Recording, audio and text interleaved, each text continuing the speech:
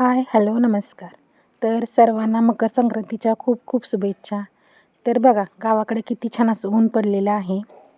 आज संक्रांत होती म्हणून म्हटलं छोटीशी रांगोळी काढून घ्यावी, म्हणून पहिला झाडून काढले आणि त्यानंतर बसले रांगोळी काढण्यासाठी. तर मी पहिले रांगोळीचा डबा घेऊन आले. मला काय एवढी छान अशी रांगोळी जमत नाही, पण थोडासा प्रयत्न आपला छोटासा. त्यामध्ये पहिल्यांदा कलर भरले व छोटीशी अशी छानशी रांगोळी काढून घेतली. बघा कशी आली आहे रांगोळी, नक्की सांगा. त्यानंतर आमच्या आईने केल्या होत्या पुरणपोळ्या. आमच्याकडे संक्रांतीला पुरणपोळीचा नैवेद्य असतो. तुमच्याकडे पण असतो का? तर मला कमेंटमध्ये नक्की सांगा. बघा आमच्या आईने किती छान अशा पुरणपोळ्या केल्यात आणि आमच्या आई खूप छान पुरणपोळ्या करते हां. आणि तिच्या पुरणपोळ्या खूप टमटमीत फुगतात. चला तुम्हाला दाखवते कशी तिची पुरणपोळी फुगते ते. तर बघा आईची पुरणपोळी कशी टम्म अशी फुगलेली आहे. खूप छान अशा करते. मलाही एवढे छान जमत नाही, तेवढे ती छान करते. त्यानंतर ना आईने केली ती कटाची आमटी, भात आणि गुळवणी. तर बघू शकता. त्यानंतर ती म्हटली की नैवेद्य दाखवून घे, म्हणून घेतला नैवेद्य दाखवायला. त्यामध्ये घेतला छोटीशी पुरणपोळी, त्यामध्ये घेतला भात,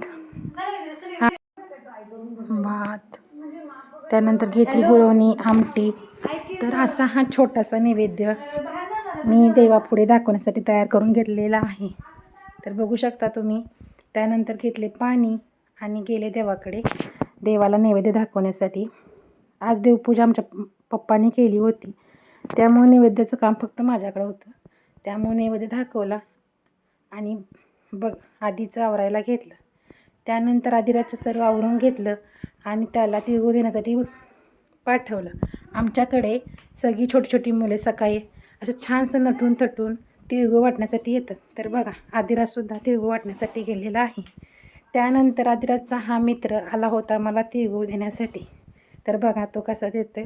त्यालाही मी दिले आणि तो नंतर गेला. त्यानंतर हा आहे शंभूचा होता आज बड्डे. तर आदिराज बघा त्याला कसा विश करतोय. त्यानंतर मीही विश केलं. हा फार छान आहे, बघा कसा बोलतोय, ॲक्टिंग बघा त्याची. त्यानंतर आईचं आवरलं. आई जाणार होती हळदी कुंकवासाठी. त्यानंतर मीही आवरलं व माझा एक छोटासा शूट होता तो करून घेतला. बघा व्हिडिओ कसा आहे.